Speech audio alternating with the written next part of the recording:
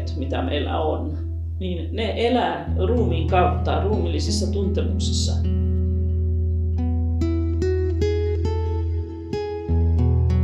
Se on se kieli, jota tällä psykofyysisellä lähestymistavalla voidaan oppia tuntemaan.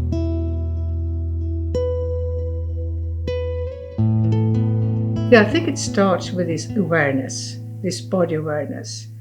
That I become aware that I have a body and what is going on in my body and how my body can really help me to stay in reality with myself and with other people. Because the feeling of the feet on the floor or being in contact with my breathing or other kinds of things can help me to stay anchored in myself.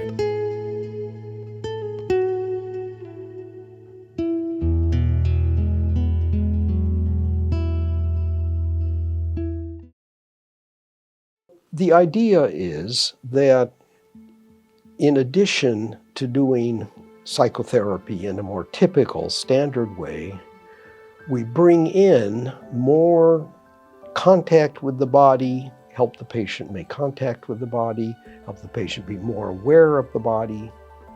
Koko ajan mulla oli mielessä, että miten mä voin yhdistää nämä kaksi juttua, koska nämä pitkäaikaiset sairaat, kenen luona mä kävin kerran tai 2 viikossa, eli aika usein, niin se keskustelu heidän kanssa aina lähti enemmän siihen mielen puolelle ja miten se elämä on ja miten sitä jaksaa elää.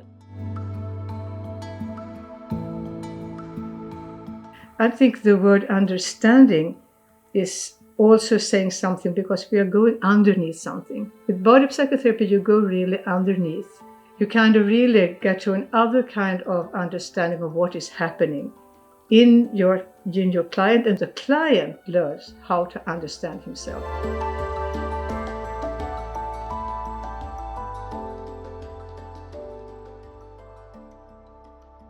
There's a lot of emphasis on action and the body's connection with action as well. How do I move? How do I look at people? How do I talk? It's not only what I say, but it's also how I say things. There are lots of things, and I think it's quite complex and so interesting, this relationship. So relationship, awareness, relationship, these are 2 words I think it's based on. Because without this awareness and without the relationship with the client, there could be no therapy.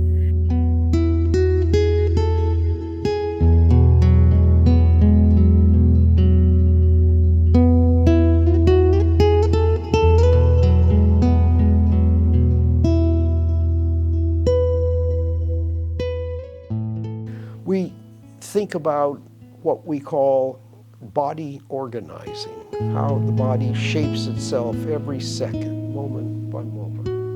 And how can I as a person sense that more often? And how can I discover the opportunities there that are coming up over and over and over, and at times choose to let those opportunities manifest themselves.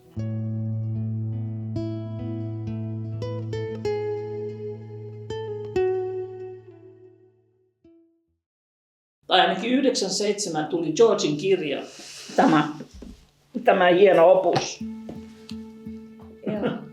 Roppenuudet. Mä olin siinä, kun hän esitteli sitä suurelle yleisölle. Ja Ruotsissa tämä oli silloin aika niin kuin, arvostettu menetelmä. Esimerkiksi professori Björn Rangsjö oli hyvin johtohenkilönä siellä Ruotsin porukassa ja tuntui, että se oli ihan hieno päästä siihen mukaan. Valitettavasti myöhemmin sitten kävikin niin, että se Ruotsin yhteisö niin kuin vähän oli hajoamassa, koska ne perusjoukot siinä niin ne vanheni eikä siellä ollut uusiutumista. Mm-hmm. Ja se teki sen, että se kyllä George kävi kerran vuodessa edelleen niin kuin pitämässä 3 päivän seminaaria. Aina siellä oli uutta, aina hän oli taas niin kuin, lukenut lisää ja toi uusia menetelmiä. Ne oli todella antoisia. Olin vähän ajatellut, että vitsi, tämä olisi hieno saada Suomeen. Että... When I started out as a young therapist, I started with academic work. For a couple of years after I got my PhD, I went into university teaching. And at that time, my big interest was psychoanalysis. I actually wrote my PhD thesis on Freud. You could do that in those days. And my plan was to get trained as a psychoanalyst. Se oli aika lailla mun harteilla ensin, että kutsun tänne sen Björn Rangschenin ja sitten oli muutamia seminaaria Åbo Akademin kanssa ja oli kyllä kiinnostusta. Mutta sitten itse asiassa päästiin sitten pienen porukan kanssa semmoiseen lopputulokseen, että yhdistys olisi tässä niin kuin paikallaan.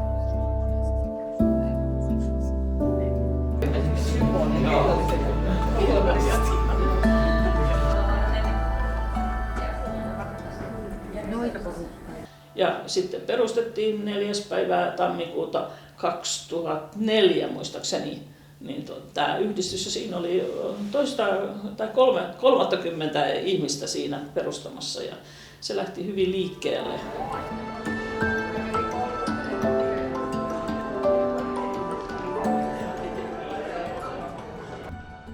Sitten tietysti tuli tämä syy, minkä takia yhdistys perustettiin, tuli tämä koulutustarve, että miten voidaan saada lisää oppia, miten voidaan ymmärtää tämä asia. Ja Suomessa ei ollut vielä niin tavallista ottaa keho tai ruumiillisuus mukaan. Silloin 2004 heti George Downingin tuli pitämään tämmöisen 3 päivän seminaarin ja se myöskin innostuttiin hyvin ja ajateltiin, että miten voitaisiin saada ihan tämmöinen kokonainen koulutus. Ja sitten ruvettiin hakemaan, että kuka voisi tulla. George Downing itse oli varattuna. It was, I must say, by chance, very much. It is true that I had been looking for something to do around the body because I had my training in transaction analysis. But I hadn't found anything so far. So it happened that in the office where I was working by that time, they had a seminar with George Downing on transference and countertransference in body-oriented psychotherapy. And I thought, wow, that's my chance to get to know something. So I went to this first seminar, and when George asked who wants to work, I said, yes, I will.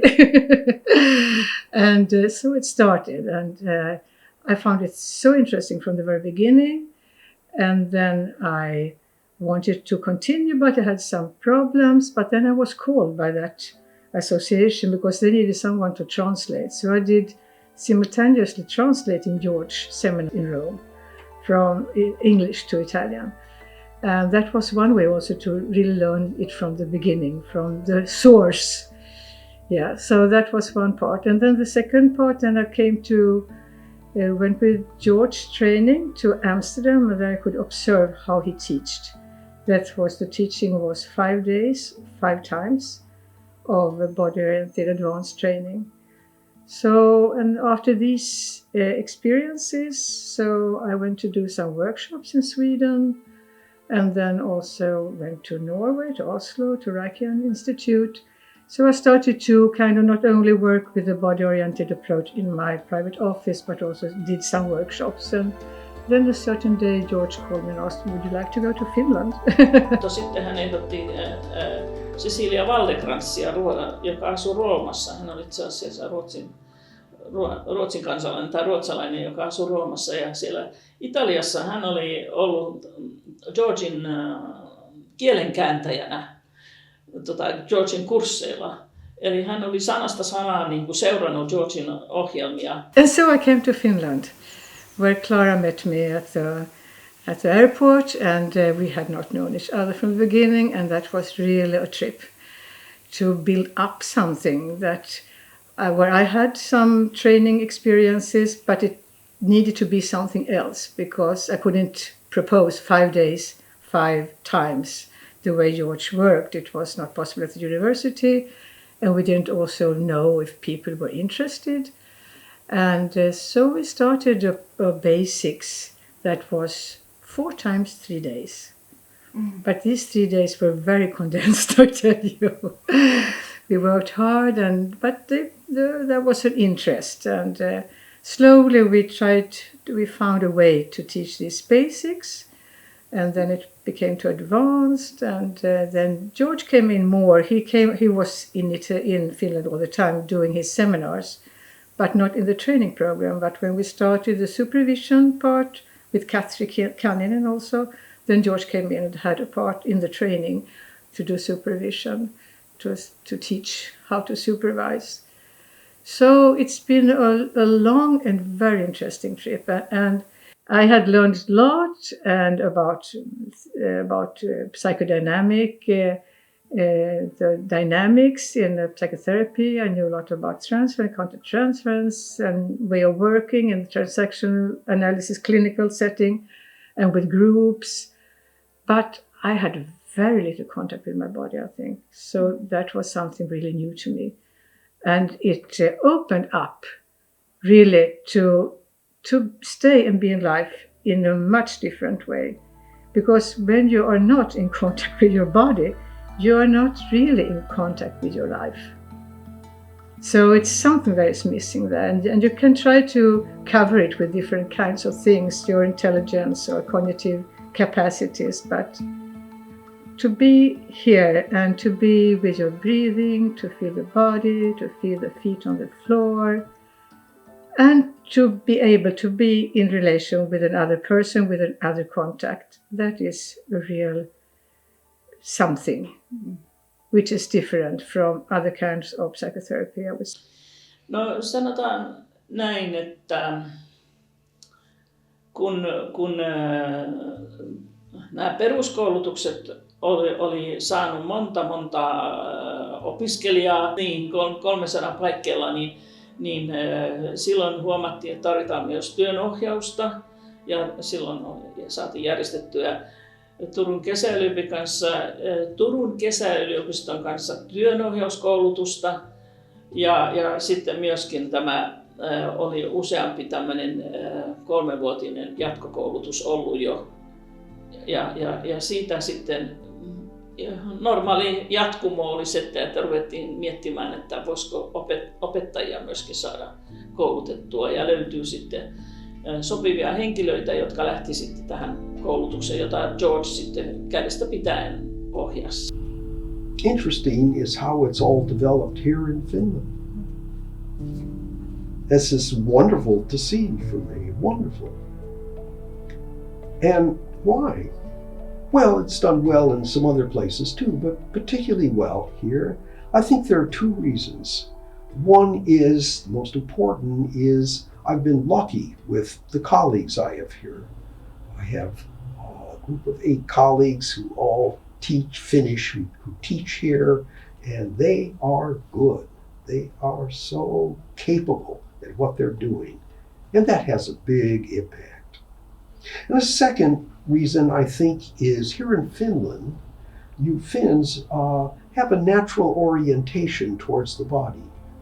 There's so much love of sport and body activities, and so many kids and families are involved in that. Adults, other adults too.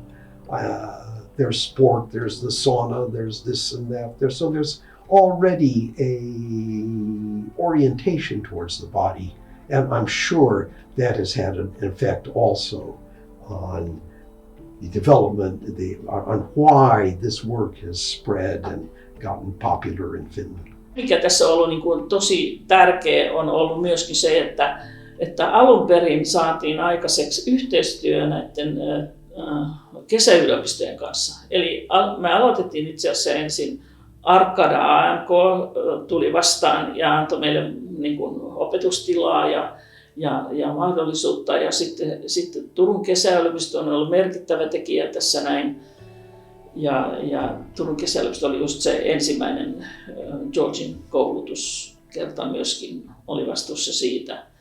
Eli yhdistyksen taakkaa tässä asiassa on voinut keventää sillä lailla, että organisaatiot on ollut ulkopuolisia.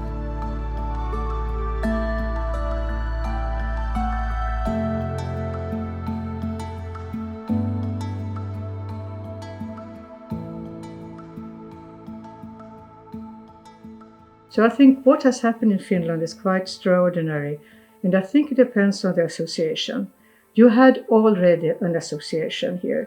It was 2 years old, something like that. It was quite new, and Clara had this idea of bringing George Downing's way of working here to Finland because she was enthusiastic, and I was asked to come and do something. And I think if the association hadn't been there, I don't know if we would still be here and if you could still think about a future. Because I think your work, your group, the peer work, and the fact that you have been also, what you say, in a certain sense, independent. Both dependent on George's way of teaching, of course, but you had your own life from the beginning. And George came into this life. And I think that's a nice combination because he's a great teacher, a great psychotherapist, a great teacher.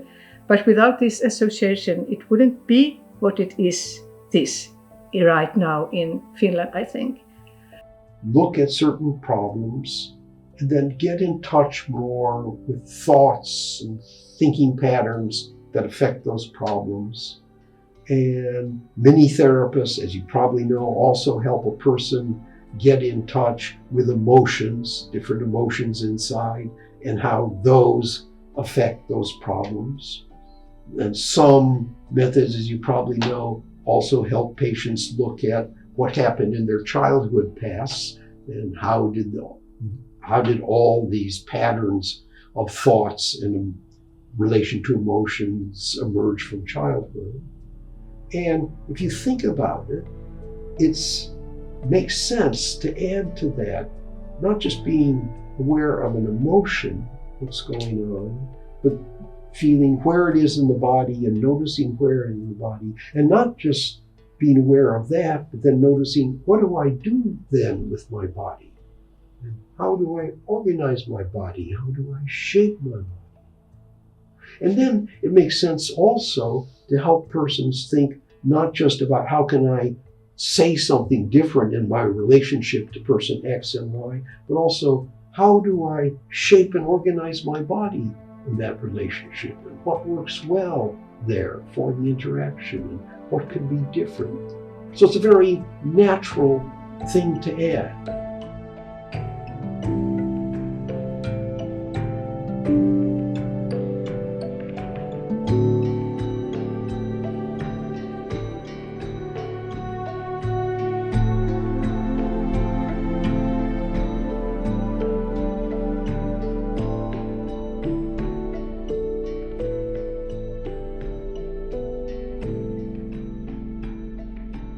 George on kehittänyt semmoisen oman pienen teorian, tai siis ei se ole oikeastaan teoriaa, vaan se selventää vaan sitä ajatusmaailmaa.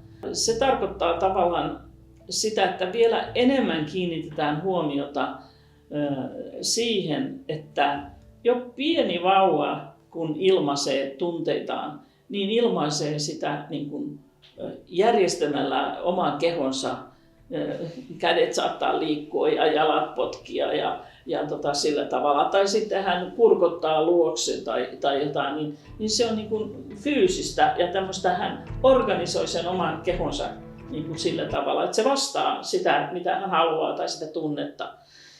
Mutta jos sen oppii tiedostamaan, niin sitä pystyy myöskin käyttämään sillä tavalla esimerkiksi, että sanotaan, että luonnostaan vuosien varrella niin hartiat on vähän laskenut ja elämä on vähän sellaista, että lattia näkyy enemmän kuin taivasta ja näin poispäin. Ja sitten jos terapeutti sitten sanoo, että voisit sä kokeilla vähän eri asentoa, voisit sä kokeilla vaikka ojentaa selkäänsä vähän ja voisitko kokeilla, sä voisit vaikka nostaa seisomaankin, mutta se ainakin, että sulla on niin eri asento. Miltä tämä nyt sitten tuntuu? Miltä tämä nyt sitten tuntuu? tuntuuko se samanlaiselta kuin se, kun sä olit kumarassa? No ei tietenkään. No, mitä sä näet? Mä näen tuon taulun tuossa seinällä. Okei, niin kun elämä muuttuu. Näin yksinkertaisesta tempusta.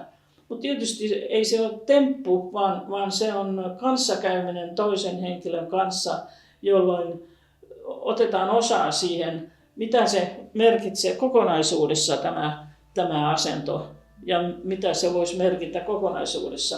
Ja ehkä tämä henkilö pystyy vähän treenaamaan itsensä, niin kuin, että olisi eri asennossa. What I am doing right now is I am doing mindfulness teachings for psychotherapists in Italy, because I think that mindfulness practice really can learn a psychotherapist how to be there in that uncertainty that I spoke about before, because that can be really hard. And for somebody it comes natural probably, but for somebody else it could really need some training of being grounded in your body and being open to stay with whatever comes there in the present moment and not grab on something you already know, go to some place, do something but stay with what is there and see what comes out. And I think that's the beauty also of the body-oriented psychotherapy. People who come to therapy come for different reasons, but almost always they want help with their relationships and what goes on in their relationships. And CBT has good ways to give that help, but CBT does not go to the details of what happens in interaction. Some psychoanalytic workers who work today with what's called relational psychoanalysis look in detail, a certain level of detail, at what goes on in the therapeutic relationship. But even in that world, there's not much understanding of these detailed body back and forth, mutual impact effects. So integrating that into our work has been a very important effect that comes from this getting acquainted with these forms of research. So a difference then between our form of body psychotherapy, another difference in some other forms, and a difference between what we're doing and standard CBT is we try to help patients with relationships, but including on this detailed body level. And there are techniques for doing that, and there are ways to talk about it and think about it, but also help patients experience that and learn about it in new ways. One can even, for example, have the patient make a short video of himself interacting with someone else, and look at it together and learn and see all kinds of things. Patients can be helped to see what do they do that's positive, what they didn't even know, what could be different, and so on. So that's become another major difference. Plus, another difference between this form of body psychotherapy and other forms, or many other forms, is that we work also with children. The method is used with work with children. So some people who learn it do that, and we use it also with couples and families. So adults, yes, fine, but also children, couples, and families. So those are major differences. And I also think that the future is really something great for you. I can hear you are having lots of creative ideas. You have this group, there is a field for creativity among you. You can criticize each other, but you are a democratic association. So you also decide together what is fine, and you try your way. And it's like when a parent and a child, there is the possibility, the space for autonomy. And I think that's what is in your association. You give space to the autonomy and the possibility for everybody to do it also his or her way. And I think that brings us to a possible future. And with, I guess you will develop the polyvagal theory more. I could imagine that. That came some years ago, but it has to be more developed perhaps. Acceptance commitment therapy, I guess there will be more, or perhaps, I don't know. And the attachment theory, which are really important theories, and I think they suit beautifully into the body-oriented approach. Well, it will keep evolving. Methods always keep evolving. Body psychotherapy in general will keep evolving. Our method will keep evolving. That's for sure. And secondly, one area where I see much more to do, and I intend to keep working on it, and my colleagues too, I hope, that's this focus on relationships, as I've been talking about, and interaction. There's so much to learn here. There's endless amounts to learn from research in this area, but then how do you take what you learn there and apply it to practical work with patients? That's a direction that I'm sure is going to continue to expand and evolve. And of course, closely related to that is how this kind of work can be, how can be further developed in its use with children and couples and families. That's right next door to this interaction relationship issue. I hope it all keeps moving forward.